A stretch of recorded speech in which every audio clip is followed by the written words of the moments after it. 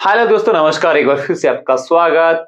आज इस वीडियो में हम बात कर रहे हैं एनईपी यानी कि नेशनल एजुकेशन पॉलिसी 2020 की बात, और उसमें हम बात करेंगे 12वीं के बाद का जो कॉलेज का पैटर्न है वो किस प्रकार से रहने वाला है। तो दोस्तों, वीडियो शुरू करने से पहले आपसे निवेदन, अगर आप मेरे यूट्यूब चैनल में पहली बार विजिट कर रहे हैं तो चैनल को सब्सक्राइब जरूर करें, साथ में बेल आइकन को भी दबाएं ताकि आपको मेरे द्वारा अपलोड किए जा रहे वीडियोस की नोटिफिकेशन मिलती रहे। दोस्तों, वीडियो को लाइक करना ना भूले। तो चलिए दोस्तों, बिना किसी देरी के करते हैं आज के इस टॉपिक को शुरू। देखिए दोस्तों, हम कर रहे हैं एनईपी 2020 की बात। एनईपी 2020 की बात हम कर रहे थे, और इसमें हमने पहले जो वीडियो अभी हाल ही में डाला था और उसका लिंक मैं आपको दे दूंगा, उसमें मैंने आपसे बात की थी 5+3+3+4 बड़े पैटर्न पे। वो पैटर्न क्या है, आप अगर जानना चाहते हैं तो वीडियो के लिंक पे जाके आप वहां पे डिस्क्रिप्शन में देख के उस वीडियो को भी देख सकते हैं। परंतु आज हम बात कर रहे हैं कॉलेज सिस्टम की। जब बच्चा 12वीं क्लियर कर देता है तो उसके बाद वो कॉलेज जाता है। दोस्तों, पहले कॉलेज में 3 स्ट्रीम्स हुआ करती थी। बीए यानी कि आर्ट्स वाली, और उसके बाद बीएससी यानी कि साइंस वाली, और उसके बाद होती थी वी कॉम। ठीक है, मतलब कॉमर्स वाले।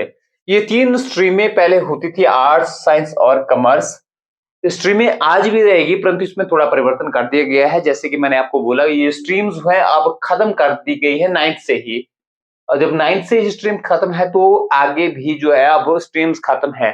कहने का मतलब ये है, अब कोई बीए नहीं होगी, ना ही बीएससी होगी, ना ही बीकॉम होगी, और एक ही चीज होगी जिसका नाम होगा ग्रेजुएशन। पहले ये बोलते थे कि हमारा बेटा बीए कर रहा है, हमारा बेटा बीएससी कर रहा है, हमारा बेटा बीकॉम में, परंतु अब ऐसा नहीं होगा।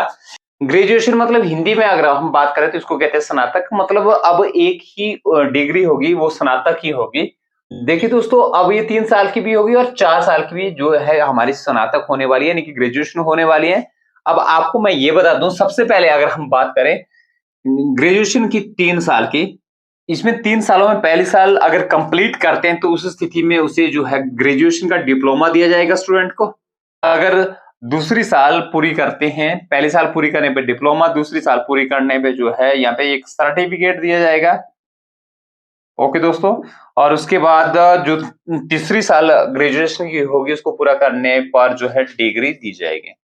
ओके दोस्तों, यहाँ पे एक बात देखिए, पहले ये होता था, मान लो कोई बीए में जाता था तो वो बीए पूरी करने के बाद ही उसे, मतलब 3 साल पूरी करने के बाद जो है उसे डिग्री दी जाती थी, परंतु अब ऐसा नहीं होगा। नए सिस्टम में पहली साल पूरा करने पर डिप्लोमा, और दूसरे में सर्टिफिकेट, और तीसरी में जो है डिग्री दी जाएगी। और डिग्री के बाद भी अगर बीए में चौथी साल लगानी है तो चौथी साल लगाने पे जो है एक रिसर्च का सर्टिफिकेट उन्हें दिया जाएगा, यानी कि अनुसंधान वाला सर्टिफिकेट जो है 4 साल पूरा करने के बाद उन्हें मिलने वाला है।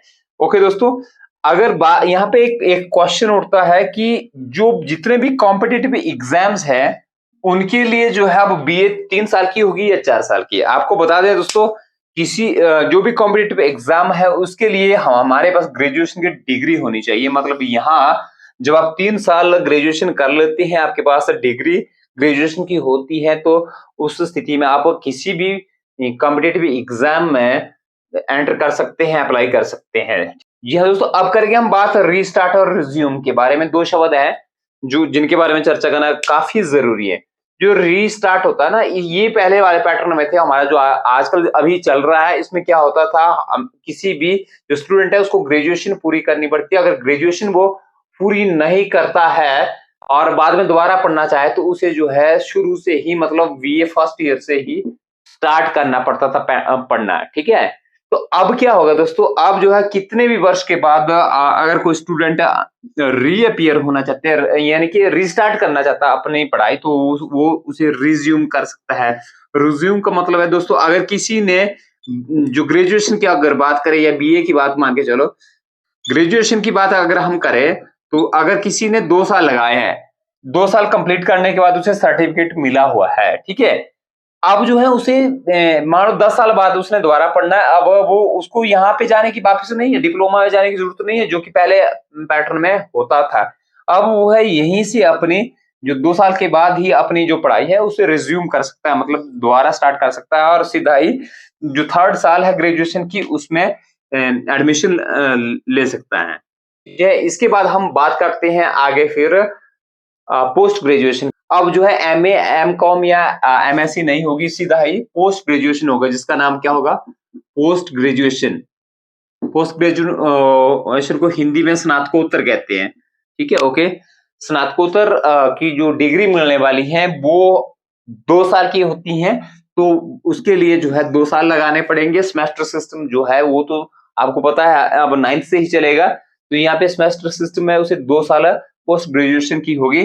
परंतु यहाँ पे एक बात ध्यान देने योग्य है, अगर कोई स्टूडेंट रिसर्च करता है या जो हम बात करें ग्रेजुएशन में 4 साल लगाता है, तो उस स्थिति में यहाँ पोस्ट ग्रेजुएशन की बात करें तो वो 1 साल की होगी। अगर स्टूडेंट जो है यहाँ डिग्री पूर्ण करने के बाद, ग्रेजुएशन की डिग्री पूर्ण करने के बाद पोस्ट ग्रेजुएशन में जाता है, तो उस स्थिति में उसे 2 साल की यहाँ पे पोस्ट ग्रेजुएशन करनी पड़ेगी।